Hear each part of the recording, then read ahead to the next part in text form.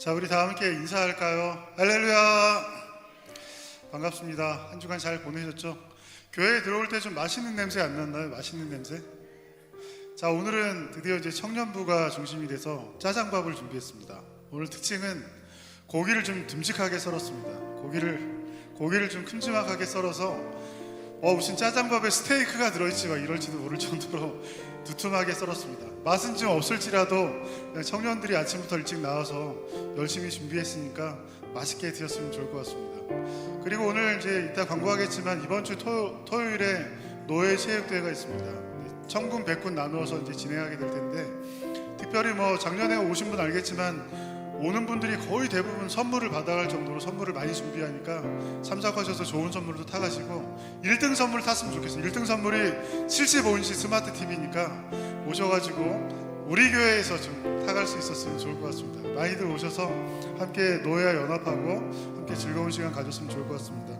자, 오늘도 주님 앞에 나왔습니다. 우리 11월의 찬양 주의 손이 찬양하면서 기쁜 마음으로 주님께 나가겠습니다.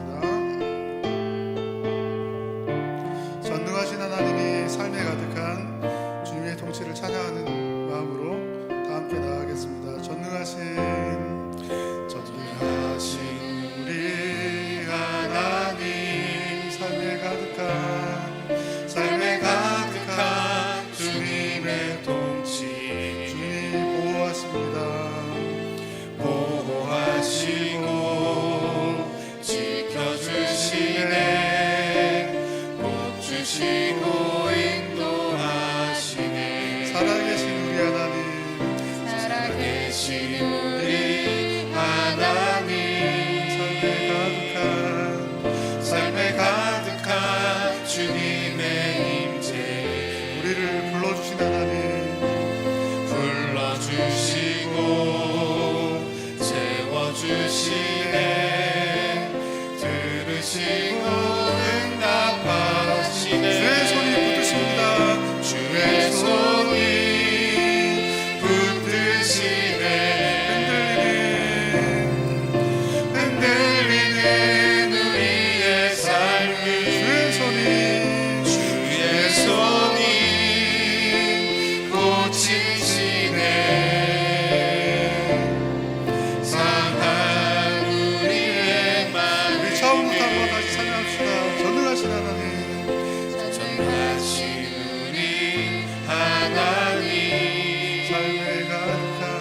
삶에 가득한 주님의 통치, 보호하시고 지켜주시네, 복 주시고 인도하시네. 살아계신 우리 하나님, 삶에 가득한 주님의 임재, 우리를 불러주십니다. 불러주시고 채워주시네, 들으시고 응답하시네. 주의 손이 붙드시네. 주의 손이 붙드시네.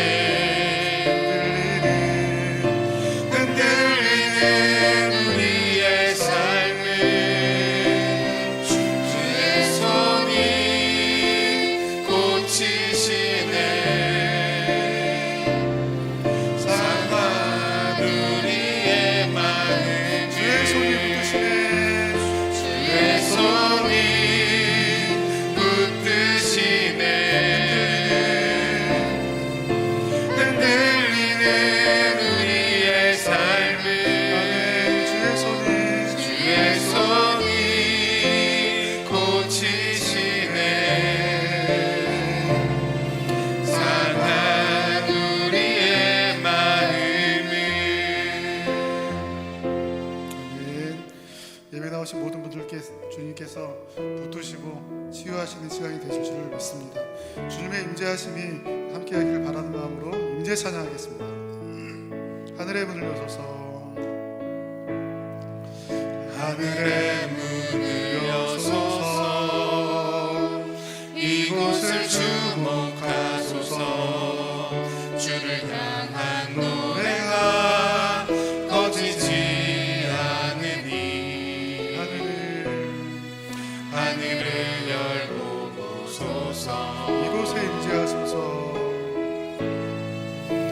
이곳에 임재하소서. 주님을 기다립니다. 기도의 향기가 하늘에 닿으니 주여 임재하여 주소서. 이곳에 오셔서 이곳에 앉으소서. 이곳에서 드리는 예배를 받으소서. 주님의 이름이 주님의 이름만이 오직 주의 이름만 이곳에 있습니다. 이곳에 오셔서 이곳에 앉으소서. 이곳에서 드리는 예배를 받으소서. 주님의 이름이 주님의 이름만이 오직 주의 이름만 이곳에 있습니다. 할렐루야. 우리가 찬양한 것처럼 하나님의 임재하심을 구합니다. 그리고 이곳에 하나님이 오셔서 우리의 찬양을 받으시고 우리 가운데 임재하여 주시고 우리의 예배를 받아주실 것들을 기대하고 기도합니다. 그러한 마음으로 오늘 이 자리에서 나오신 줄 압니다. 오늘 예배 가운데 그러한 하나님을 경험하시고 만나시고 그러한 하나님과 함께 즐거운 예배 시간 되기를 바라면서 다 함께 일어나셔서 함께 찬양하심으로 주일 2부 예배를 하나님 앞에 드리겠습니다.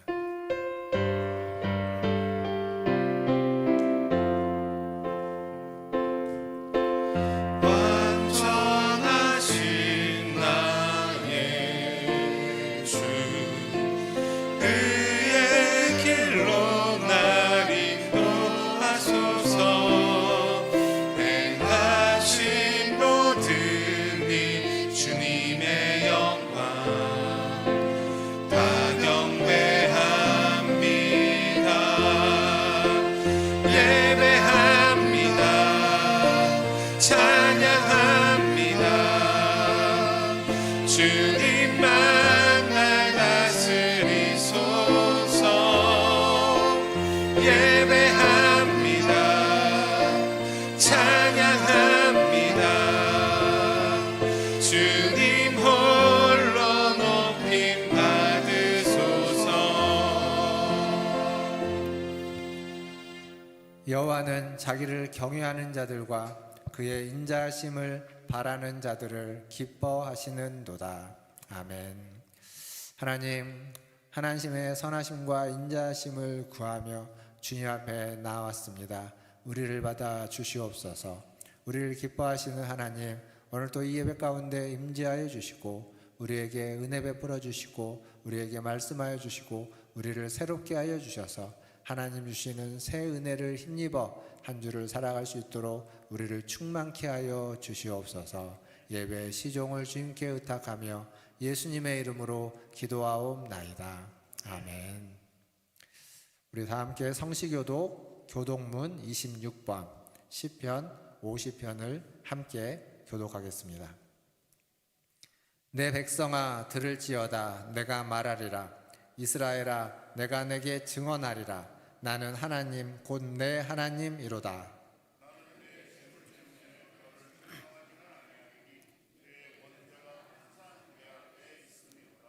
내가 내 집에서 수소나 내 우리에서 숨년소를 가져가지 아니하리니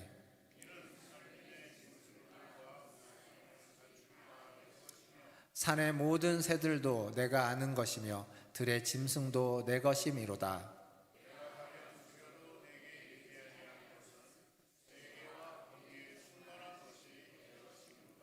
내가 수소의 고기를 먹으며 염소의 피를 마시겠느냐?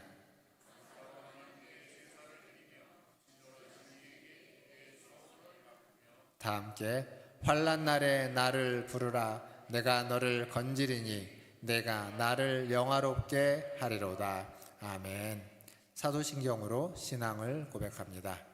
전능하사 천지를 만드신 하나님 아버지를 내가 믿사오며 그 외아들 우리 주 예수 그리스도를 믿사오니 이는 성령으로 잉태하사 동정녀 마리아에게 나시고 본디오 빌라도에게 고난을 받으사 십자가에 못 박혀 죽으시고 장사한 지 사흘 만에 죽은 자 가운데서 다시 살아나시며 하늘에 오르사 전능하신 하나님 우편에 앉아 계시다가 저리로서 산자와 죽은 자를 심판하러 오시리라. 믿사오며 거룩한 공회와 성도가 서로 교통하는 것과 죄를 사하여 주시는 것과 몸이 다시 사는 것과 영원히 사는 것을 믿사옵나이다. 아멘. 다 함께 앉으셔서 찬양하신 후에 김정한 장로님 기도해 주시겠습니다.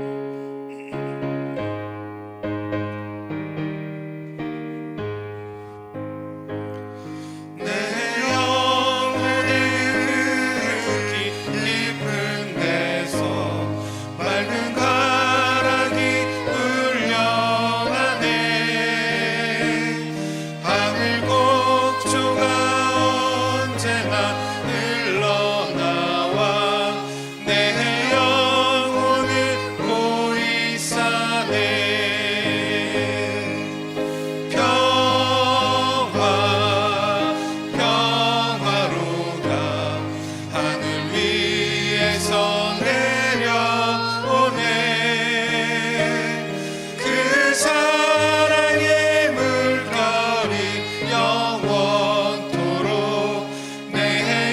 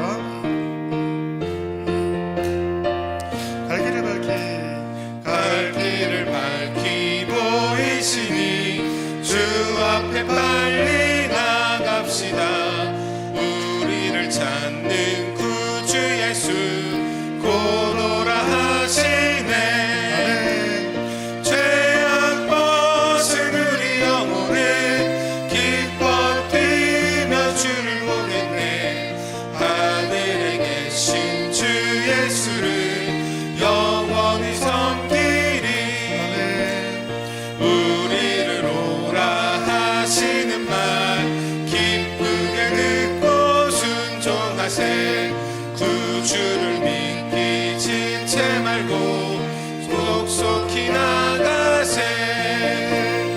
죄악 벗은 우리 영혼은 기뻐 뛰며 주를 보겠네. 하늘에 계신 주 예수를 영원히 섬기리. 주 오늘 여기 계시오니 다 와서 주의 말씀 듣세. 듣기도 하며 생각하니 참 진리시로다. 죄악 벗은 우리 영혼은 기뻐 뛰며 주를 보겠네. 하늘에 계신 주 예수를 영원히 죄악 벗은 우리 섬기리. 죄악 벗은 우리 영혼은 기뻐 뛰며 주를 보겠네. 하늘에 계신 주 예수를 영원히 섬기리.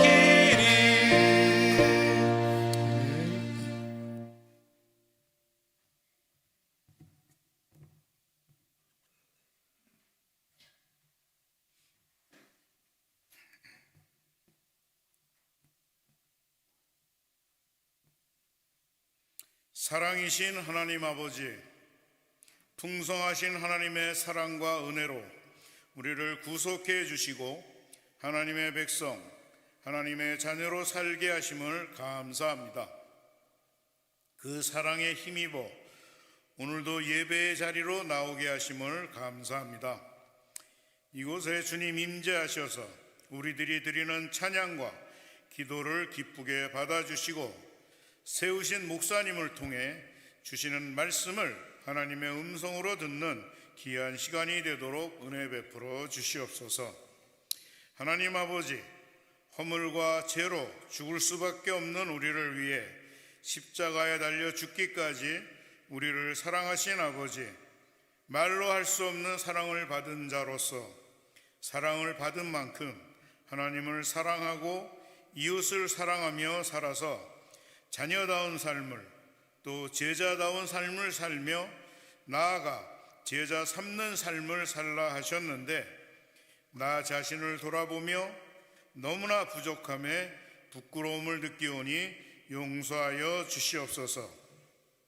나를 한없이 너그럽게 받아주신 주님을 생각하며 다른 사람에 대해 너그러운 마음을 갖게 하시고 친절함과 온유함으로 또 나를 오래 참아 기다려 주시는 주님을 생각하며 오래 참아 기다리며 억울해도 화를 내기보다 나를 용납하고 용서해 주신 주님의 사랑을 받은 자답게 살아가도록 은혜 내려 주시옵소서. 내 힘과 능력으로 할 수 없으니 성령을 충만히 부어주시고 도와주시옵소서. 교회의 머리가 되시며 교회를 세워가시는 하나님 아버지, 우리들이 각자 성격도 환경도 다르지만 함께 교회를 섬기며 세워가도록 문화촌 제1교회 한 지체로 불러주신 하나님 감사합니다. 우리 모두가 꼭 필요한 지체임을 인식하며 서로 존귀하게 여기며 교회에 함께 모였을 때든지 각자 흩어져 살 때든지 성령 안에서 말씀과 기도로 교제하며 사랑을 주고받는 친밀한 관계를 갖게 하시고 또 각자에게 주신 성령의 은사와 사명을 따라 교회를 섬기며 이웃을 섬기며 교회를 세워가고 다른 사람을 세워주는 성숙한 성도와 성숙한 교회가 되도록 은혜 내려 주시옵소서. 하나님 아버지, 이번 주 13일 목요일에 수능이 있습니다. 우리 교회 한세영이 배수인 학생이 수능을 치르게 됩니다. 건강을 지켜주시고 그동안 공부하고 준비한 모든 것이 잘 기억나게 하시고 실수하지 않도록 도와주시옵소서. 또 박지민 학생도 대학 진학을 준비하고 있습니다. 모든 형편을 아시는 하나님께서 지금까지 인도하셨던 것처럼 앞길을 인도해 주시고 모든 필요한 것들을 채워 주시옵소서.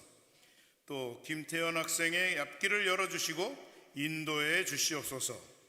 우리 청년 중에 김정수, 김현수, 앞날을 계획하며 중요한 시험을 앞두고 있습니다.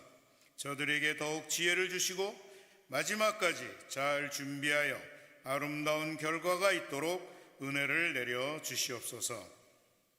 우리의 미래인 젊은이들에게 지혜와 지식을 부어주시고 믿음 위에 굳게 서도록 도와주셔서 가정과 교회와 세상을 변화시키고 세워가는 일에 쓰임받는 귀한 일꾼들로 세워주시옵소서. 다음 주는 추수감사절입니다. 이 한 주간을 보내면서 그동안 우리에게 베풀어 주신 은혜와 복을 세어보게 하시고 모든 것이 하나님의 은혜임을 감사하며 감사의 열매, 성령의 열매를 맺으며 살아가도록 도와주시옵소서. 자비로우신 하나님 아버지, 우리 성도들 중 영육 간의 질병과 노환으로 고통 중에 있는 분들을 불쌍히 여겨 주시옵소서. 낙심하지 않도록 붙들어 주시고 주님의 손으로 어루만져 주셔서 속히 치료와 회복이 있도록 은혜 베풀어 주시옵소서. 각 가정의 기도의 제목들을 들어주셔서 주님의 선하신 뜻 안에서 가장 적절한 때에 가장 좋은 곳으로 응답해 주시옵소서.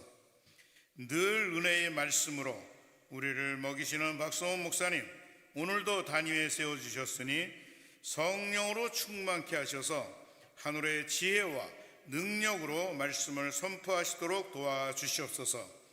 말씀을 받는 우리들 하나님의 말씀으로 받게 하시고 그 말씀으로 도전받고 위로받고 힘을 얻게 하셔서 그 말씀을 마음에 새기며 참 제자다운 삶을 살도록 은혜 내려 주시옵소서. 교회를 사랑하며 예배를 위해 자신의 재능과 은사를 따라 각자의 자리에서 헌신하는 모든 이들을 기억해 주시고 하늘의 복과 땅의 기름진 복으로 충만하게 채워 주시옵소서.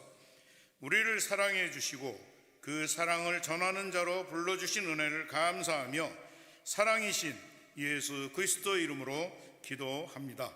아멘.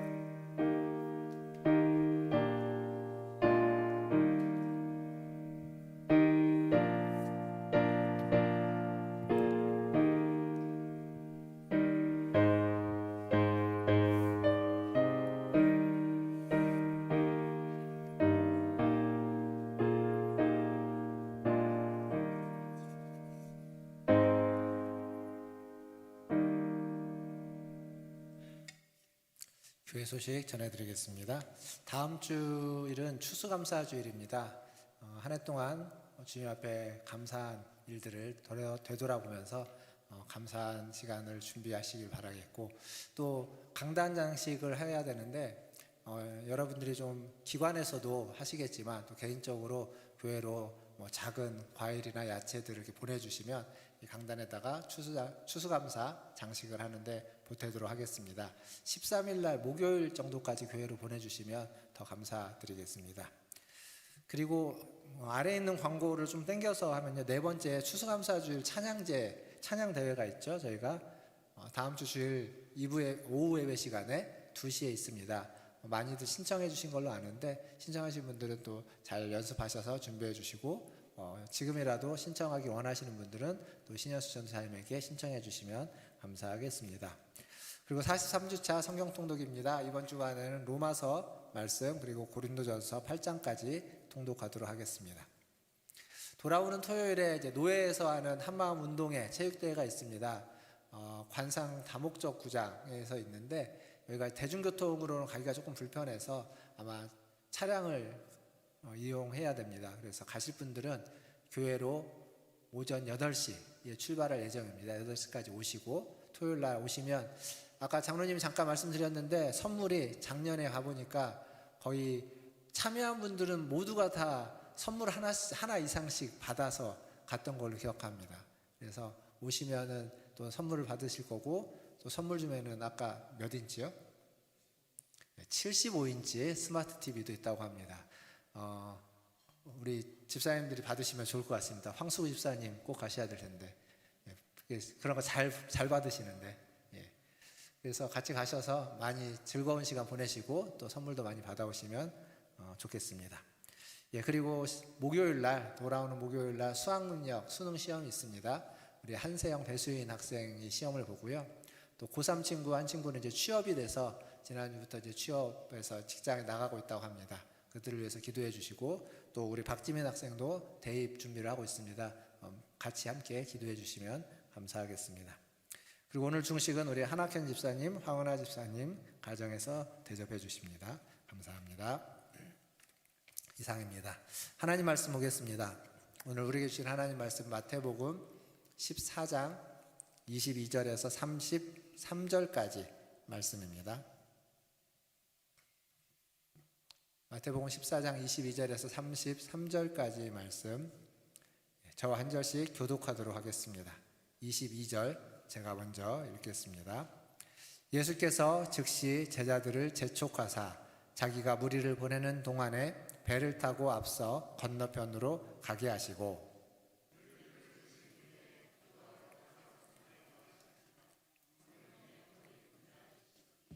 배가 이미 육지에서 술이나 떠나서 바람이 거스름으로 물결로 말미암아 고난을 당하더라.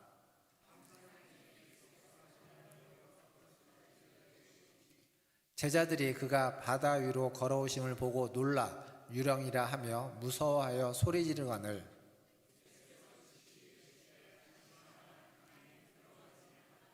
베드로가 대답하여 이르되 주여, 만일 주님이시거든 나를 명하사 물 위로 오라 하소서 하니,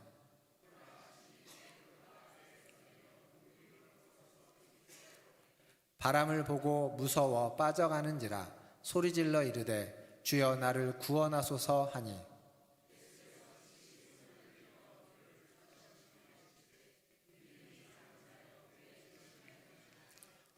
배에 함께 오름에 바람이 그치는지라 배에 있는 사람들이 예수께 절하며 이르되 진실로 하나님의 아들이로소이다 하더라. 아멘. 예, 우리 옆에 계신 분들, 앞에 계신 분들 보시면 인사하겠습니다. 사랑합니다. 축복합니다. 사랑합니다. 축복합니다. 토마스 에디슨이 이런 말을 했다고 합니다. 천재는 1%의 영감과 99%의 노력으로 이루어진다 라고 했습니다. 그래서 우리는 1%의 영감보다 99%의 노력이 중요하다라고 해석하고 또 그렇게 적용하고 그렇게 가르치기도 했습니다. 그런데 이게 원래 에디슨이 말했던 의도와는 정반대라고 합니다. 에디슨의 의도는 99%의 노력은 누구나 열심히 하면 할 수 있는 거지만 완성되려면 1%의 영감이 꼭 필요하다. 그 1%의 영감이 없으면 인간의 노력, 열심히 하는 노력만으로는 완성될 수 없다. 천재가 될 수 없다. 이런 의도였다고 합니다. 저는 이 얘기를 다시 이렇게 보면서 그 1%의 영감이 우리에게 있어서는 믿음, 신앙이라는 생각이 들었습니다. 하나님의 은혜, 하나님의 역사가 비록 작아 보이는 것 같지만 그 하나님의 은혜와 역사가 있을 때 우리의 삶의 노력들, 우리가 해왔던 99%의 수많은 것들이 의미 있고 가치 있게 된다라는 생각을 했습니다. 저는 오늘 예배드리는 우리 모든 성도님들에게 이런 하나님의 은혜가, 1%의 하나님의 역사가 우리의 수고와 노력에 덧붙여져서 우리의 삶을 아름답고 빛나고 가치 있게 만들어 주시기를 주님의 이름으로 축원드립니다. 오늘 우리가 읽은 본문 마태복음 14장은 앞부분에는 하나의 기적과 같은 이야기가 더 나옵니다. 그게 뭐냐면 오병이어의 기적 이야기가 나옵니다. 그리고 우리가 읽었던 뒷부분에는 물 위를 걸으신 그런 기적, 그런 사건이 나옵니다. 사실 이 오병이어의 기적, 이 복음서에 다 나와 있는 이 기적을 보면 그 오병이어를 경험했던 그 유대인들이 굉장히 흥분했다는 걸 알 수 있습니다. 흥분해서 예수님을 왕으로, 임금으로 삼고자 했습니다. 요한복음 6장 15절에 보면 거기에 그렇게 기록되어 있습니다. 같이 한번 보겠습니다. 요한복음 6장 15절입니다. 같이 읽겠습니다.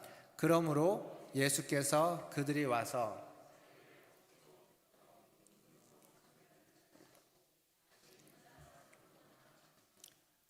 아멘. 여기 보면 그 사람들이 어느 정도로 흥분했냐면 예수님을 임금으로 삼으려고 했는데 예수님에게 물어보지도 않습니다. 그냥 붙잡아서 우르르 와가지고 붙잡아가지고 억지로 왕을, 임금을 삼으려고 하는 모습이 나옵니다. 그러니까 이렇게 생각해 보면 예수님은 성공한 지도자입니다.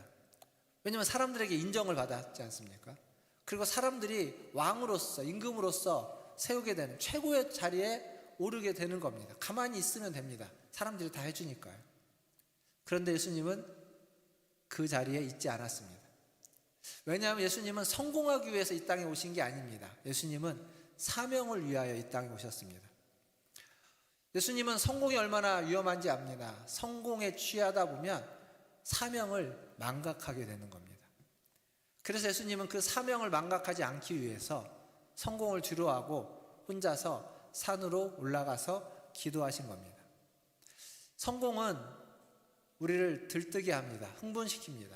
성공이 나쁜 건 아닙니다. 성공이 나쁜 건 아니지만 그러나 그 성공이 우리에게 수많은 유혹을 가져오기도 합니다. 유혹에 빠지게 하는 겁니다. 오병이어의 기적은 분명히 좋은 것이었지만 그러나 그 기적으로 말미암아서 사람들은 흥분했고 들떠있게 됐고 그리고 제자들도 마찬가지였습니다. 예수님은 그 제자들을 겸손케 하기 위하여 그들을 따로 배를 타고 보내셨고 그 배를 타고 가는 중에 풍랑을 만나게 하셨다라는 겁니다. 오늘 이 오병이어의 기적과는 대조되는 풍랑을 만나는 사건을 통해서 형통과 고난 그리고 성공과 실패의 역학관계를 좀 같이 생각해 보려고 합니다. 먼저 하나님의 성품이라고 하면 가장 먼저 어떤 게 떠오르십니까? 하나님의 성품. 하나님은 사랑이시다. 예, 맞습니다. 하나님의 성품 중에 가장 먼저 우리가 떠오르고 주목할 건 사랑입니다. 자비와 긍휼이겠죠. 그리고 또 하나를 이야기한다면 공의, 정의 이런 것들이 하나님의 성품일 겁니다. 근데 저는 여기에 우리가 잘 이렇게 얘기하고 있지 않은 하나님의 또 다른 성품 하나를 여러분에게 말씀드리고 싶습니다. 오늘 주부에 보면 나와 있는 설교 제목에 있는 단어인데 모험입니다. 모험. 하나님의 성품, 모험이라는 하나님의 성품. 하나님이 천지를 창조하시고 인간을 만드셨습니다. 인간을 창조하시는 것은 하나님에게는 하나의 모험 같은 겁니다. 왜냐하면 그 인간이 하나님이 자유의지를 주시면서 하나님을 잘 섬길 수도 있지만 그러지 않을 수도 있기에 실제로 인간은 하나님의 뜻을 저버리고 타락하게 됐죠. 타락한 그 인간을 위하여 하나님은 자신의 독생자를 보내주십니다. 그리고 인간을 위하여, 타락한 인간을 위하여 십자가에 달려 죽게 하십니다. 그 또한 굉장히 큰 모험입니다. 그러니까 우리가 받은 구원이라고 하는 것, 구속의 은혜는 하나님의 모험의 산물과 같은 겁니다. 이 점에 대해서 기독교 작가 중에 폴 트루니에라고 하는 심리학자가 있는데 그분이 모험으로 사는 인생이라는 책에서 이런 말을 했습니다. 성경의 위대한 계시는 하나님의 모든 모험의 의미가 사랑이라는 것이다. 그러니까 모험이라고 제가 말을 하긴 했지만 사실 그것은 하나님의 사랑이 바탕이고 전제이다라는 겁니다. 인간을 창조하시고 타락한 인간을 구원하고자 독생자를 보내주신 것은 하나님의 모험이지만 그 바탕에는 하나님의 사랑이 있다라는 겁니다. 이런 맥락에서 예수님이 제자들을 선택하고 부르신 것은 큰 모험이자 큰 사랑이었습니다. 그리고 지금 예수님은 그 제자들을 더 큰 모험의 현장으로 초대하고 있습니다. 그게 어디냐면 풍랑이 일고 있는 갈릴리 호수 한가운데입니다. 오늘 우리가 읽었던 본문의 24절을 한번 보겠습니다. 마태복음 14장 24절 같이 한번 읽어보겠습니다. 시작. 배가 이미 육지에서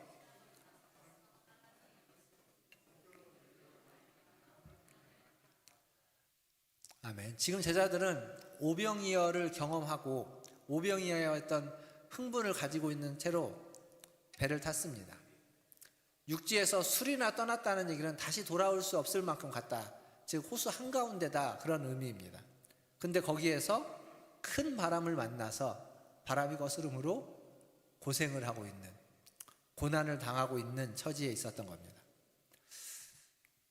우리는 종종 주님을 떠나서 주님이 원하는 데가 아닌 우리가 가고 싶은 대로 가고 주님의 뜻대로 움직이지 않고 순종하지 않으면 고난을 당하고 어려움을 당하고 고통을 당한다라고 생각합니다. 반면 주님의 뜻대로 순종하면, 예수님의 말씀을 따라서 하라고 하는 것을 하고 가라고 하는 것을 가면 모든 일이 다 형통하고 잘되고 평안할 것이다, 탄탄대로가 펼쳐질 것이다 라고 생각합니다. 그런데 살아오다 보면 현실은 늘 그런 것은 아닙니다. 그런데 성경도 그렇지 않다고 지금 말해주고 있습니다. 방금 우리가 읽었던 24절의 말씀은 그들이 배를 타고 그 한가운데서 고난당하고 있는 이야기입니다. 근데 그들이 왜 배를 타고 가고 있습니까? 22절을 한번 보십시오. 지금 예수님이 제자들에게 배를 타고 건너편으로 건너가라고 명령하십니다. 그리고 제자들은 그 명을 듣고 그 말씀에 순종해서 배를 타고 지금 갈릴리를 건너가고 있는 중인 겁니다. 그러니까 예수님 말씀대로 했는데, 말씀에 순종했는데, 그런데 풍랑을 만나고 있는 겁니다. 바람을 만나서 고생하고 있는, 고난당하고 있는 것입니다. 이렇게 예수님의 말씀에 순종을 해도 고난도 당하고 고생도 하고 어려움도 찾아온다라고 성경은 말해주고 있습니다. 우리는 순종하면 모든 문제가 잘 풀리고 순종하면 고난도 역경도 없을 것이다 라고 생각하지만, 그러나 성경은 그렇지 않다라는 거죠. 물론 순종하는 자에게 큰 복을 주신다는 말씀도 있습니다.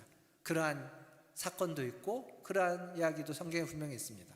그러나 순종하지만 고난도 역경도 함께 겪는 이야기도 같이 있다는 겁니다. 왜냐하면 하나님은 순종을 통해서도 우리에게 은혜를 주시고 복을 주시고 우리를 세워주시지만, 고난과 역경을 통해서도 우리를 만들어 가시고 우리를 세워주시기 때문입니다. 베드로 그리고 이 제자들, 이 고난과 역경을 통해서 어떻게 만들어가고 세워주시는지 살펴보겠습니다. 제자들은 산 아래에서 지금 갈릴리 호수에서 고난을 당하고 있습니다. 예수님은 지금 그때 어디 있을까요?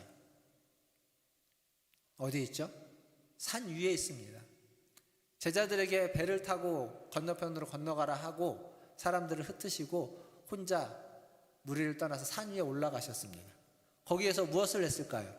앞에서도 제가 말씀드렸지만 기도했을 겁니다. 그러면 누구를 위하여, 무엇을 위하여 기도했을까요?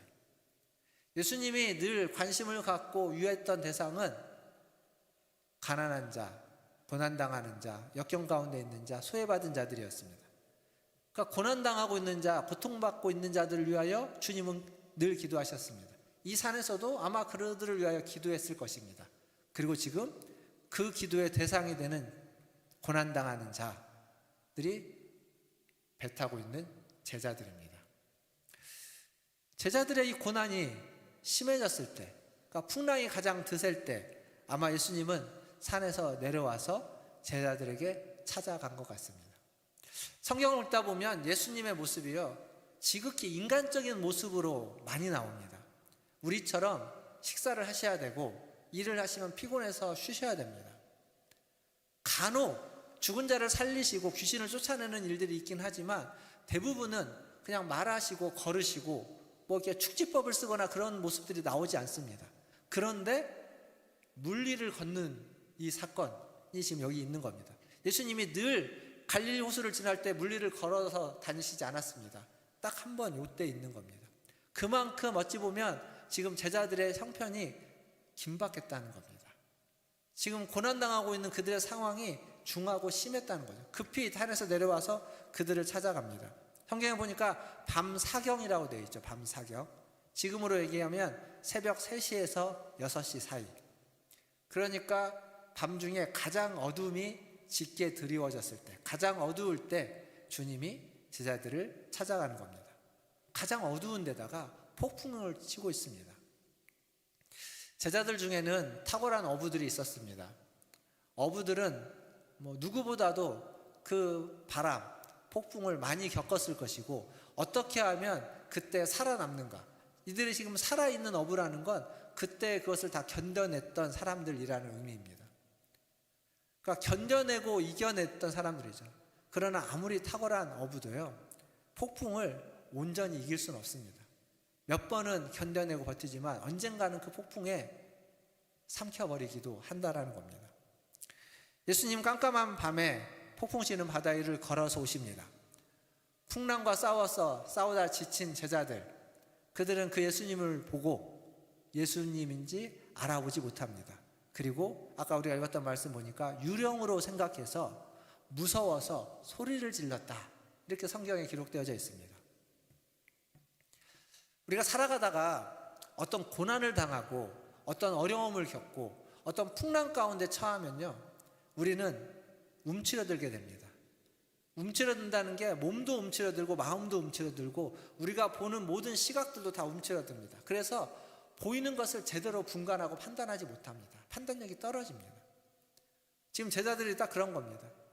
지금 풍랑에 지치다 보니까 그것들 때문에 힘드니까 지금 주님을 알아보지 못하고 유령으로 생각하고 무서워하는 겁니다. 풍랑이 그렇게 만들어버린 거죠. 그 두려움 때문에 제대로 보지 못하고 소심하게 되는 겁니다. 이런 제자들을 향해서 예수님이 뭐라고 말씀하십니까? 27절에 보니까 안심하라, 나니 두려워하지 말라, 이렇게 얘기합니다. 제자들이 이 말씀을 누구에게 했을까요? 배에 타고 있는 모든 제자들에게 했을 겁니다. 다 두려워하고 있었으니까 다 그 말씀을 들었을 겁니다. 그런데 이 말씀에 반응한 사람은 성경에는 베드로 한 사람만 기록되어져 있습니다. 28절이죠. 베드로가 반응했습니다. 뭐라고 반응했는지 한번 읽어보겠습니다. 28절입니다. 시작. 베드로가 대답하여 이르되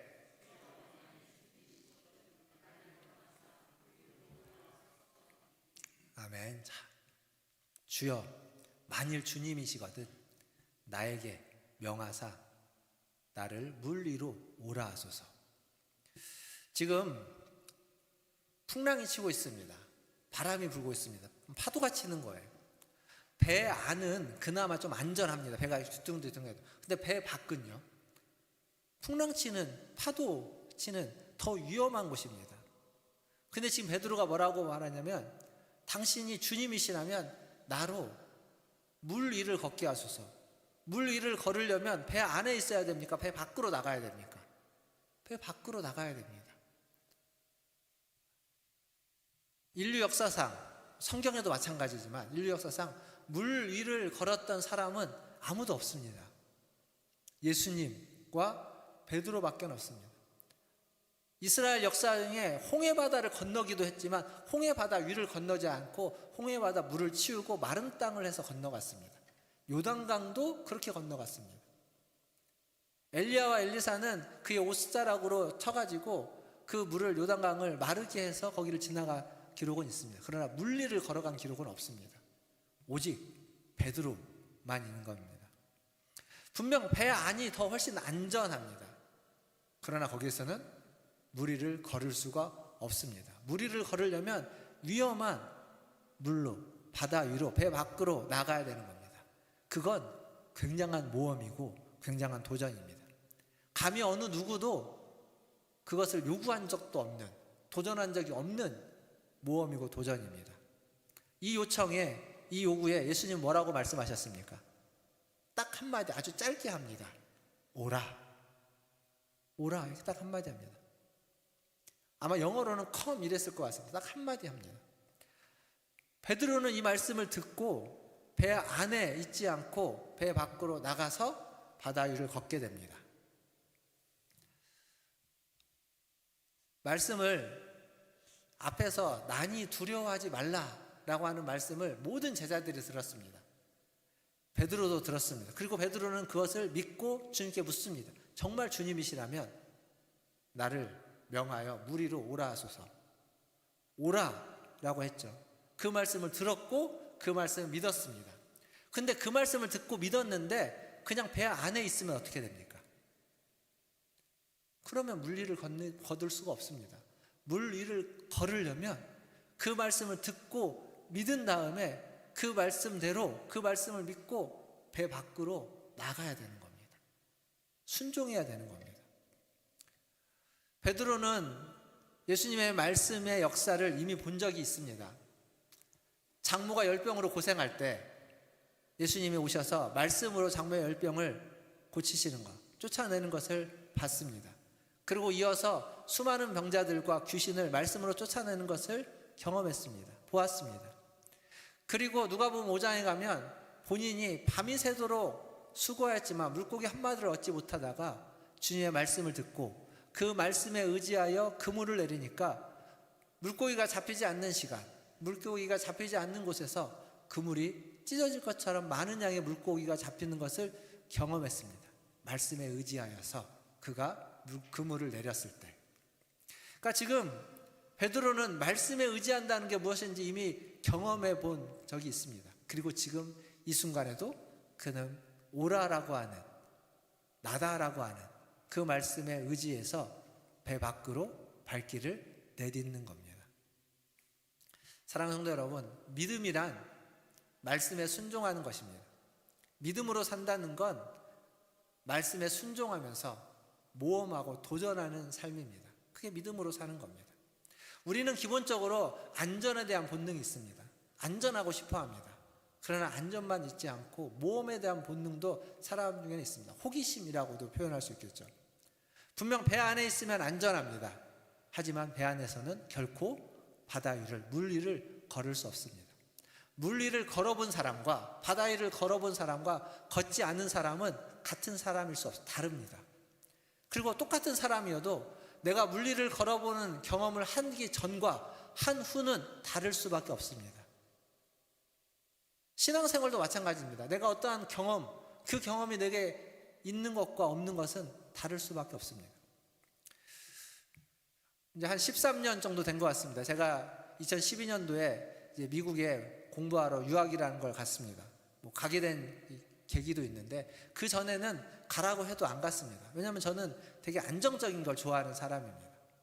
그러니까 이렇게 막 모험적이거나 도전적이지 않습니다. 근데 미국이라는 곳을 간다는 것 자체가 굉장한 모험이고 도전이었습니다.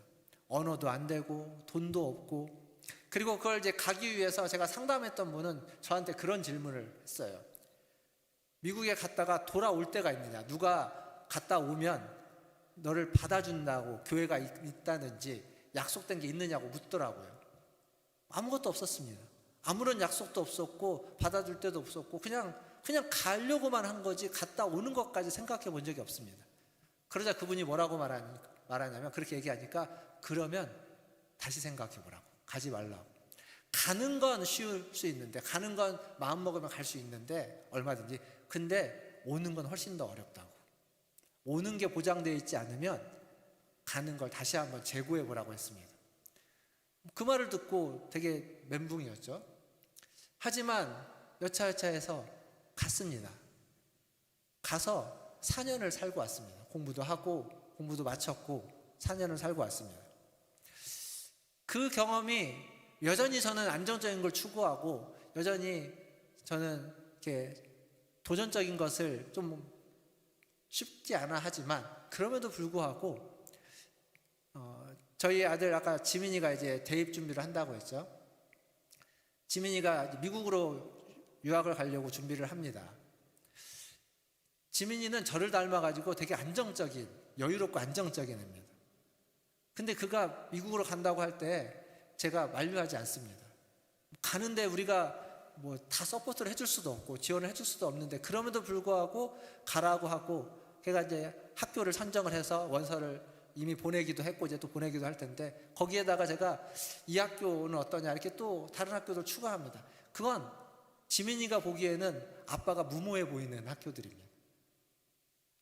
도전해보는 거죠. 모험인 겁니다. 될지 안 될지 모르죠. 되더라도 갈 수 있을지 없을지 모르는 곳이지만 한번 모험하라고 들이밀어 줄 수 있는 건 제가 미국을 갔다 왔던 경험이 있었기 때문입니다. 거기에서 부딪혔던 그 경험. 그러니까 얘가 미국으로 가라고 했고 또 가는 데 있어서 도전하라고, 안정적이었던 제가 제 아들한테 도전하라고, 모험하라고 이렇게 밀어주고 있는 상황입니다. 아마 지민이도 마찬가지일 겁니다. 미국에서 살았던 4년간의 경험이 지금 미국에 도전을 할 수 있는 그러한 토대가 됐겠죠. 거기서 한 걸음 더 도전하라고 요구하는 겁니다. 모험을 요청하는 거죠. 모험한다는 건, 도전한다는 건 두려운 일입니다. 쉽지 않습니다. 근데 도전하지 않으면 그 두려운 일은 계속 두려운 일로 머무르게 됩니다. 물론 도전했다가 실패할 수도 있습니다. 실패해도 두려운 일일 겁니다. 실패의 경험까지 있으니까요. 하지만 도전을 하면 실패하지 않고 성공할 수도 있습니다. 두려운 그 일이 가장 흥미진진한 일, 가장 재밌는 일, 가장 기억에 남는 일일 수도 있습니다. 저에게 미국 생활은 그렇습니다. 4년이라는 미국 생활은 가장 재미있었고 가장 기억에 남고 가장 추억이 많은 시간들입니다. 도전했던 그 결과인 거죠. 주님은 우리를 모험의 자리로 부르고 계십니다. 근데 그냥 부르는 게 아니라 말씀하시고 주님의 말씀을 의지해서 모험하도록 부르고 계십니다. 우리는 이것을 믿음이라고 부릅니다. 믿음. 그러니까 믿음이라는 말이 그냥 내 쪽으로 믿습니다 이런 게 아니라 모험이라는 말로도 대체할 수 있는 말입니다. 말씀에 의지하십시오. 말씀에 의지해서 말씀을 믿어서 모험하십시오. 믿음으로 도전하시고 모험하시는 우리 문화천지엘교회 성도님들 다 되시기를 주님의 이름으로 축원드립니다. 물론 이 베드로의 이 도전, 이 모험은 물리를 걸었습니다. 그러나 조금 걷다가 우리가 읽었던 것처럼 물에 빠졌습니다. 바람을 보고 무서워서 물에 빠지게 됩니다. 모험을 통해서 특별한 경험을 하긴 했지만 곧 물속에 빠지는, 어찌 보면 실패의 경험도 하게 됩니다. 예수님은 물에 빠진 베드로를 잡아 일으키면서 왜 의심하느냐라고, 이게 꾸짖는 것인지 책망하는 것인지 아니면 안타까워 안쓰러워하는 것인지 약간 애매모호한 말씀을 하시기도 합니다. 분명 베드로는 예수님을 바라보고 예수님의 말씀을 의지해서 배 밖으로 나와서 물리를 걸었습니다. 그때 그는 빠지지 않고 걸을 수 있었습니다. 그런데 바람을 보고 무서워하는 순간 그는 그의 믿음이 형편없다는 것, 그의 믿음이 너무도 연약하고 작다라는 것을 느꼈고, 그래서 물 위에 있지 못하고 물속으로 빠져들게 된 겁니다. 예수님만 바라보고 예수님의 말씀만 볼 때는 괜찮았습니다. 그런데 지금 자기가 처한 상황, 사람이 물 위를 걸을 수 있나요? 없죠. 안 되는 겁니다. 근데 물 위에 있는 것을 느끼는 그 순간, 아마 베드로가 처음 배 밖으로 발을 내디딜 때는 지금 밖에 있는 바람도 그리고 파도 치는 파도도 물도 전혀 그에게는 안중이 없었을 겁니다. 오직 앞에 계신 주님과 그 말씀을 오라 명령하시는 그분을 따라 그냥 발길을 내디딘 것 뿐입니다. 그러자 그는 물 위를 걸었는데 조금 가다 보니까 이제 상황이 깨달아지는 거죠. 내가 지금 바람이 불고 있는, 파도가 치고 있는 물 위에 있다라는 걸 깨닫는 순간 그는 물속에 빠지는 겁니다. 우리는 유한한 인간입니다. 내가 나 자신이 어떠한 존재인지 우리는 언제나 성찰해야 되고 깨달아야 됩니다. 그러나 그게 항상 좋은 것만 아닙니다. 내가 나를 깨달은 것이 꼭 필요하지만 그것보다 더 중요한 건 주님이 어떤 분인지를 아는 겁니다. 주님이 어떤 분인지 알고 그것만 붙잡고 그것만 의지했을 때는 베드로가 물에 빠지지 않았는데, 그것보다 나 자신을 먼저 의식하고 나 자신을 먼저 성찰하고 나 자신의 한계에 갇혀지는 순간 그는 물 위에 있을 수 없고 물에 빠지게 된 것입니다. 그런 베드로, 그런 의심하는 베드로, 그런 한계가 있는 베드로를, 물에 빠지는, 어찌 보면 실패한 베드로를 예수님은 물에 내버려 두지 않고 잡아서 다시 일으켜 주십니다. 그리고 함께 배에 오르셨다라고 기록되어져 있습니다. 여기서 우리가 좀 상상을 해야 됩니다.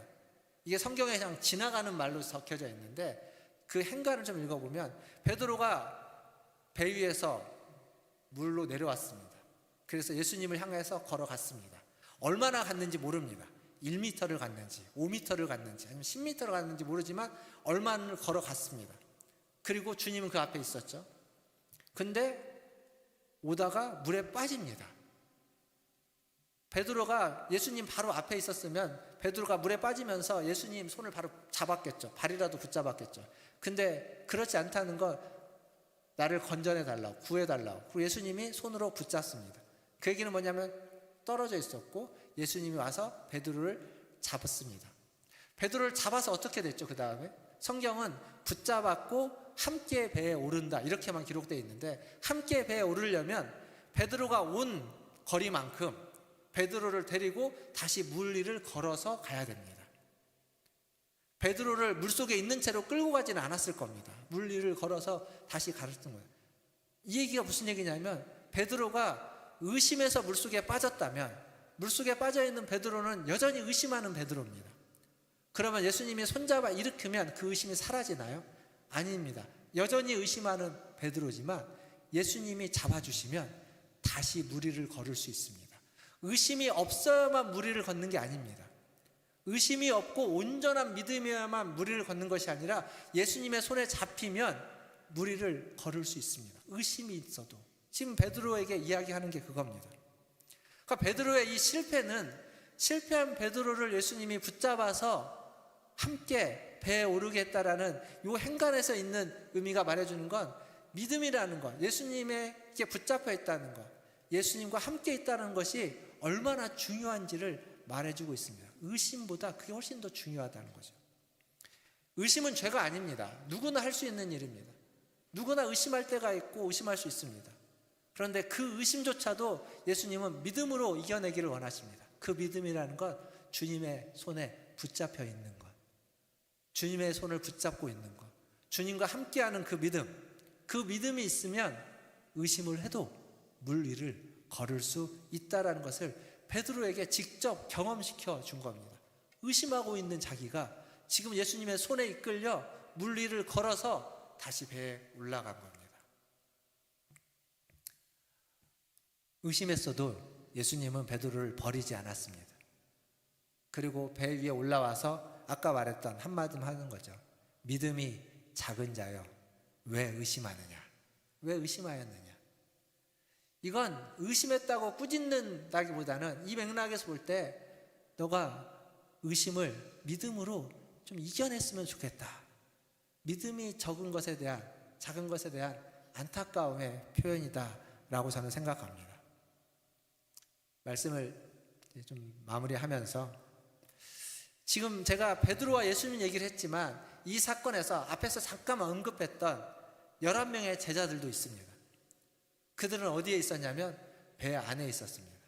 그래서 그들은 물에 빠지지 않았습니다. 그들은 안전했습니다. 그러나 배 안에 있었기 때문에 물 위를 걷는 경험도 하지 못했습니다. 물론 베드로의 경험이 온전한 경험은 아닙니다. 실패한 경험이다라고 할 수 있습니다. 그러나 그는 물 위를 걸어도 보았고 물 위에 속에 빠져도 보았고, 그리고 예수님의 손에 이끌려서 다시 물 위를 걷는 경험도 했습니다. 물 속에 빠졌기 때문에, 그의 믿음이 온전하지 못했기 때문에 그를 실패자라고 이야기할 수도 있을 것입니다. 그러나 베드로보다 더 큰 실패자가 배 안에 있는 11명의 제자라고 생각합니다. 그들은 안전한 곳에 조용히 있었습니다. 그런데 안전한 곳에서 조용히 실패했습니다. 그들의 실패는 주목받지 않았습니다. 누구에게 책망받지도 않았습니다. 안타까움도 듣지 않았습니다. 비판도 받지 않았습니다. 그러나 그들은 조용히 실패했고 그들은 조용히 주님을 경험할 수 없었습니다. 사랑하는 성도 여러분, 믿음으로 산다는 것, 모험하면서 산다는 것, 그건 철저하게 우리가 가본 적이 없는 그러한 것에 도전하는 겁니다. 근데 생각해보면 우리는 매일매일 그러고 있습니다. 오늘이 며칠입니까? 2025년 11월 9일이죠. 여러분 2025년 11월 10일을 가본 적 있으십니까? 안 가봤습니다. 우리는 내일을 살아본 적이 없습니다. 그러나 몇 시간 지나면 우리는 내일을 살고 있습니다. 즉 우리에게 있어서의 매일매일은 한 번도 살아본 적이 없는 시간을 살아가는 모험이고 도전의 시간들입니다. 근데 아무것도 없이 모험하고 도전할 거냐? 아니면 오늘 여기 있는 것처럼 믿음을 가지고 하나님의 말씀을 의지하고 모험하고 도전할 거냐? 그 차이입니다. 모험으로 산다는 것, 하나님을 의지하면서 살아간다는 것입니다. 실패를 두려워하면 아무것도 하지 않으면 됩니다. 그러나 아무것도 하지 않으면 아무것도 안 되는 것이 아니라 아무것도 하지 않음으로 말미암아 결국 실패자가 되고 마는 겁니다. 실패를 경험하지 않아도 실패자가 됩니다. 실패했다고 실패자가 되는 게 아닙니다. 실패를 해도 그 실패를 통해서 배우게 되고 그 실패를 통해서 깨닫게 되고 성장한다면 그건 결국 실패자가 아닙니다. 실패가 우리를 성장시키는 것이고 실패가 우리를 새롭게 만드는 겁니다. 어찌 보면 인생이라는 건 크게 보면 그 수많은 실패들이 모여서 그 실패를 실패라고 하지 않고 성공이라고 말하는 것이 인생이라고 말할 수 있을 것입니다. 아무것도 하지 않으면 성공을 이룰 수가 없고 결국 아무것도 하지 않는 그것이 실패다가 되는 거죠. 사랑하는 성도 여러분, 하나님의 사랑과 하나님의 능력을 여러분 어디에서 경험하시겠습니까? 아니 우리는 어디에서 경험할 수 있겠습니까? 기억하십시오. 하나님의 능력은 배 안에서가 아니라 배 밖에서 경험할 수 있습니다. 안전한 배 안이 아니라 풍랑이는 파도치는 그 배 밖에 있을 때 하나님의 사랑과 하나님의 능력을 우리는 경험할 수 있다라는 겁니다. 바다를 만드시고 바람을 만드시고 파도를 치게 하시고 그리고 그 이는 바람과 풍랑을 잠잠케 하시는 그 하나님, 그 주님을 바라보면서 풍랑 있는 삶의 한가운데로 들어가시라면 그렇다면 그 모험이 그 믿음이 그곳에서 하나님을 경험하고 하나님을 만나는 그러한 은혜로 여러분을 이끌어 주실 줄 믿습니다. 우리 문화천지 이렇게 모든 성도들이 그렇게 풍랑 가운데서 여러분의 인생의 한가운데서 주님을 만나시기를 주님을 경험하시기를 주님의 이름으로 축원드립니다. 기도하겠습니다.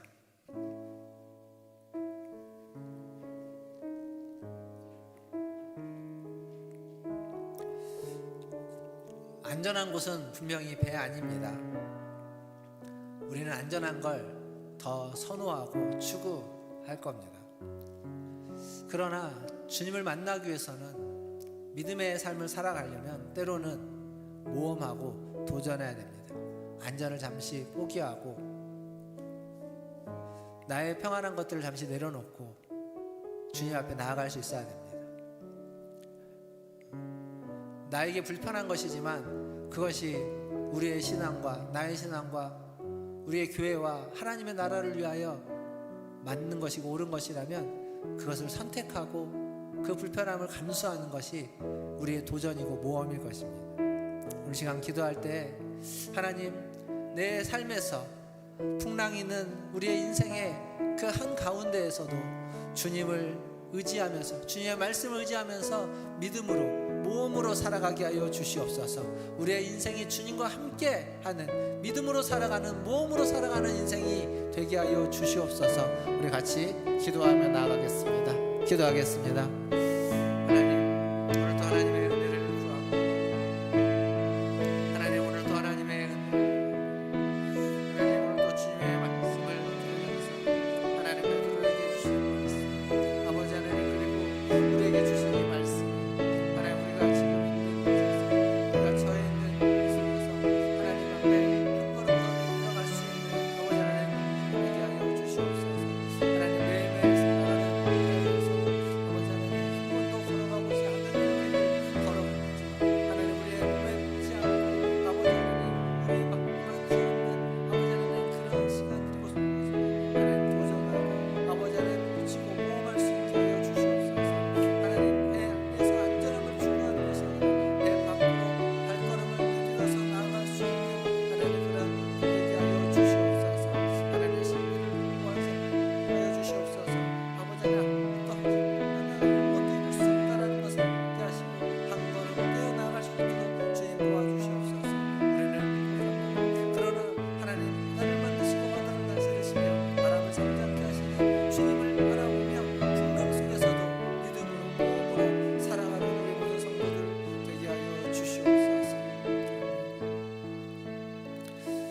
하나님,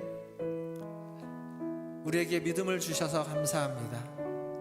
하나님, 그 믿음으로 살아가는 삶이 하나님 그냥 안정된 삶만이 아니라 때로는 모험하고 도전하는 삶이라는 것을 하나님 알게 하여 주시니 감사합니다. 주님, 우리는 연약하고 부족하고 하나님 믿음이 적어 하나님 모험하고 도전하는 일에 서툴 수밖에 없습니다.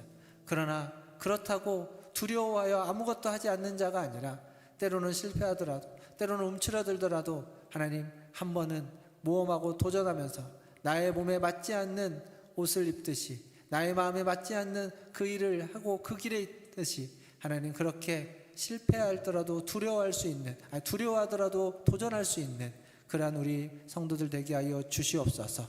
바다를 만드시고 파도를 다스리시고 바람을 잠잠케 하시는 주님을 바라보면서 우리의 삶의 한가운데로 믿음으로 그리고 모험으로 주님과 함께 하나님 걸어가는 우리 모든 성도들 되게 하여 주시옵소서. 감사하며 예수님의 이름으로 기도하옵나이다. 아멘. 찬송가 545장 찬양하시면서 준비하신 예물 하나님께 드리겠습니다.